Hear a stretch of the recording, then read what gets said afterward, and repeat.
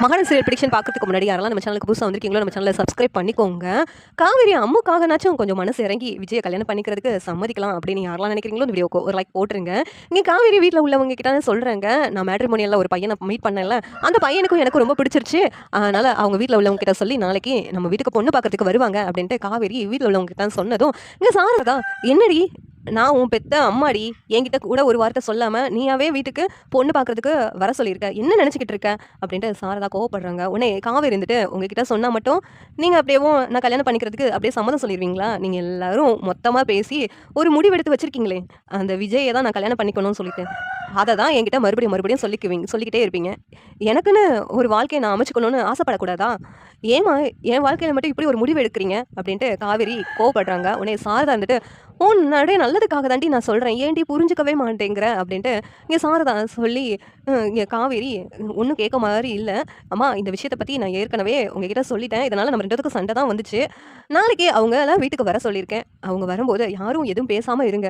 அப்படி ஏதாவது இந்த கல்யாணத்தை நிப்பாட்டணும்னு நீங்கள்லாம் யோசிச்சுக்கிட்டு இருந்தீங்கன்னா அப்புறம் என்ன உயிரோடவே பார்க்க முடியாது அப்படின்ட்டு காவேரி சொல்கிறாங்க. உடனே சாரதாவுக்கு என்ன பண்ணனே தெரியல, உட்காந்து அழுதுகிட்டு தான் இருக்கிறாங்க. இந்த நேரத்தில் நிவின் இருந்துட்டு, அத்தை நீங்கள் எதுக்கும் வருத்தப்படாதீங்க, பொண்ணு பார்க்குறதுக்கு தானே வீட்டுக்கு வர்றாங்க, நான் அந்த பையன்கிட்ட பேசுகிறேன், பேசி காவேரிக்கு ஏற்கனவே கல்யாணம் ஆயிடுச்சுங்கிற உண்மையை சொல்லி புரிய வைக்கிறேன் அப்படின்ட்டு நிவின் வந்து சொல்கிறாங்க.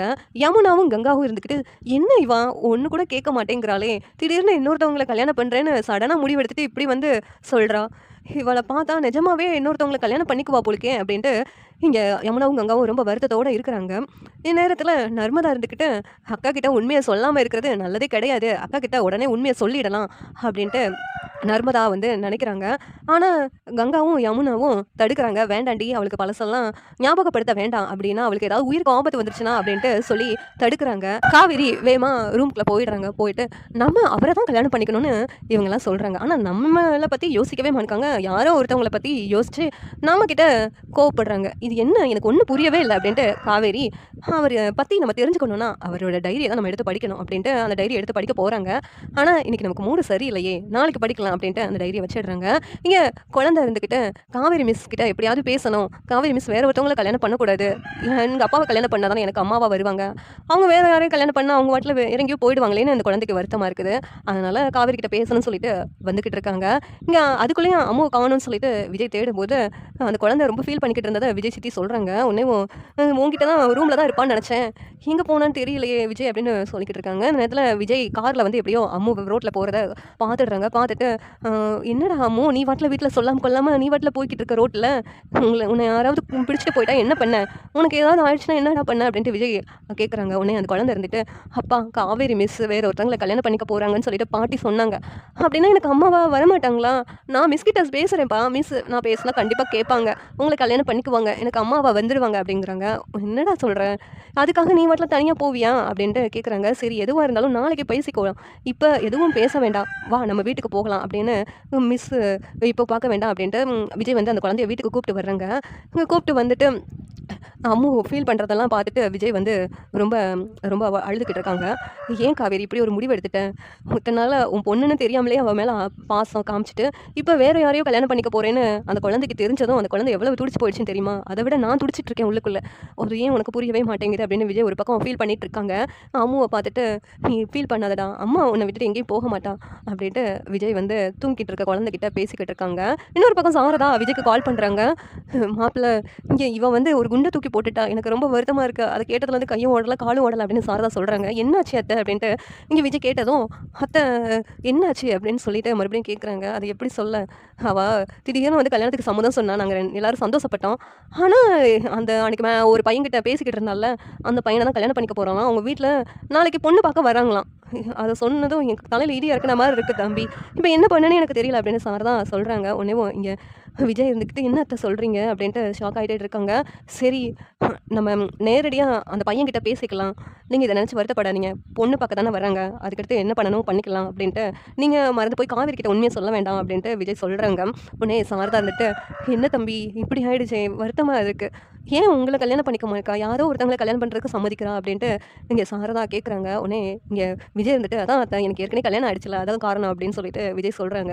"அவளோடால தானே உங்களுக்கு கல்யாணம் ஆயிருக்கு" அப்படின்ட்டு இங்க சாரதா கேட்டதும், "அது உங்களுக்கும் எனக்கும் தெரியும். காவேரிக்கு தெரியாதுல்ல அத்த" அப்படின்ட்டு விஜய் சொல்லிக்கிட்டு இருக்காங்க. "சரி நாளைக்கு பார்த்துக்கலாம்" அப்படின்ட்டு விஜய் வந்து ஃபோன வச்சுடுறாங்க. இங்க மறுநாள் காலையில காவேரி கிளம்புறாங்க ரொம்ப சந்தோஷமா.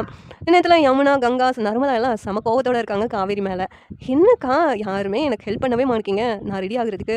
என்ன பொண்ணு பார்க்க வராங்கன்னு சொல்லிட்டு உங்க முகத்துல சந்தோஷமே இல்லையே யார் முகத்துலயும்" அப்படின்ட்டு கேட்குறாங்க. உடனேவும் "என்ன காவேரி நீ திடீர்னு இப்படி ஒரு முடிவு எடுத்துட்ட நாங்க சொன்னத கேட்காம" அப்படின்ட்டு காவேரி கிட்ட அங்க கங்காவும் யமுனாவும் கோச்சுக்கிறாங்க. "ஏக்கா கொஞ்சனாச்சும் மனசாட்சியோட யோசிங்க.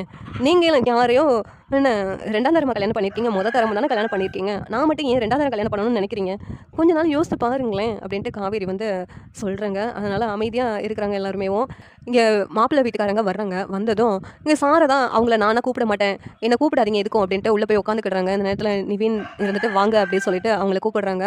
சரி பொண்ணோட அப்பா அம்மாவ காணோம். அவங்களுக்கு அப்பா இல்லன்னு கேள்விப்பட்டோம். அம்மா எங்க அப்படின்னு சொல்லி கேட்டதும் அவங்க உள்ள உடம்பு சரியில்லாம படுத்திருக்காங்க அப்படின்ட்டு நிவின் சமாளிக்கிறாங்க. இந்த நேரத்துல கங்காவும் யமுனாவும் இருந்துக்கிட்டு வாங்க அப்படின்னு சொல்லிட்டு அவங்களுக்கு நானே காஃபி கொண்டு வரேன் அப்படின்ட்டு இங்கே காவேரி காஃபி எடுத்துகிட்டு வர்றாங்க. எங்கள் வீட்டில் அப்படிதாங்க அப்படின்ட்டு நானே காஃபி கொண்டு வரேன்ட்டு காவேரி காஃபி வந்து எடுத்து கொடுக்குறாங்க. பொண்ணு என் பையனுக்கு ரொம்ப பிடிச்சிருச்சு. அதனால் 2 பேத்துக்கும் கல்யாணம் பண்ணி வைக்கலாம்னு நினைக்கிறோம். நாங்கள் எதுக்கும் ஆசைலாம் படலை.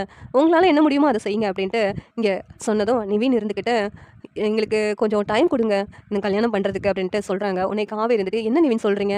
அதான் அவங்களுக்கு சம்மதம் சொல்லிட்டாங்களே, அடுத்த முகூர்த்தத்திலே கல்யாணத்தை ஃபிக்ஸ் பண்ணிடலாம் அப்படின்ட்டு காவேரி சொல்கிறாங்க. இன்னத்துல நிவின் இருந்துட்டு சரி அப்புறம் அவங்க அம்மாவுக்கு உடம்பு சரியானதும் இதை பற்றியெல்லாம் பேசுவோம் அப்படின்ட்டு நிவின் சொல்கிறாங்க. உடனே காவேரியும் சரி அம்மாவுக்கு சரியான பிறகு பேசலாம் அப்படின்ட்டு காவேரியும் எதுவும் பேசாமல் அமைதியாக இருக்கிறாங்க. நேரத்தில் இந்த மாப்பிள்ளை வீட்டுக்காரங்க வெளியில் போனதும் நிவின் வேகமாக போகிறாங்க அந்த மாப்பிள்ளை கிட்ட போய் பேசுறதுக்காக. உடனே அவங்க அவங்க வண்டியில் போயிட்டு இருக்கும்போது நிவினை ஃபாலோ பண்ணிட்டு நில்லுங்க அப்படின்ட்டு நிற்க சொல்கிறாங்க. உடனே நீங்கள் அந்த வீட்டில் இருந்தவங்க தானே காவேரியோட தங்கச்சி வீட்டுக்காரர் தானே அப்படின்ட்டு கேட்குறாங்க.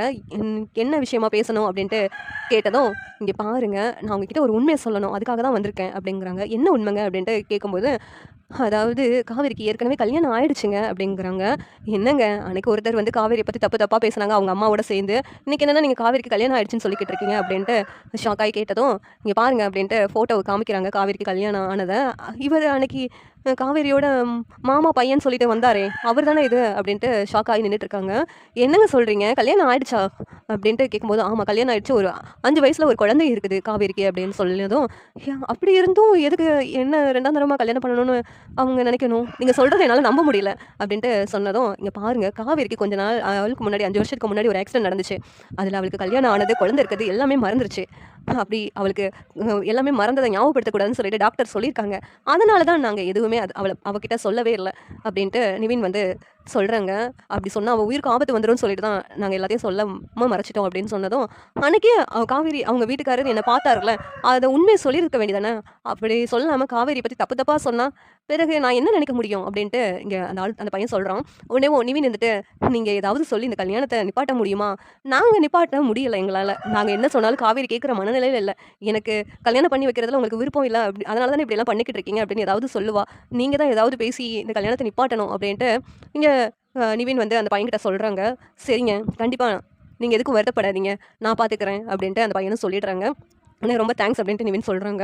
இந்த நேரத்தில் இப்படி ஒரு விஷயம் இவங்க வாழ்க்கையில் நடந்திருக்கா அப்படின்ட்டு அந்த பையனுக்கு கொஞ்சம் ஆச்சரியமாக தான் இருக்குது. நிவின் வந்து வீட்டில் சொல்கிறாங்க அந்த பையன்கிட்ட பேசுனதை. உடனேவும் நல்ல வேலை செஞ்சீங்க அப்படின்ட்டு இங்கே உள்ளவங்களாம் சந்தோஷப்படுறாங்க. இந்த சீரியல் எப்படி நல்லாயிருக்கும் நீங்கள் நினைக்கிறீங்கன்னு கமெண்ட் பண்ணுங்கள். இந்த வீடியோ பிடிச்சிருந்தா லைக் பண்ணுங்கள் ஷேர் பண்ணுங்கள் சப்ஸ்கிரைப் பண்ணுங்கள். தேங்க்யூ.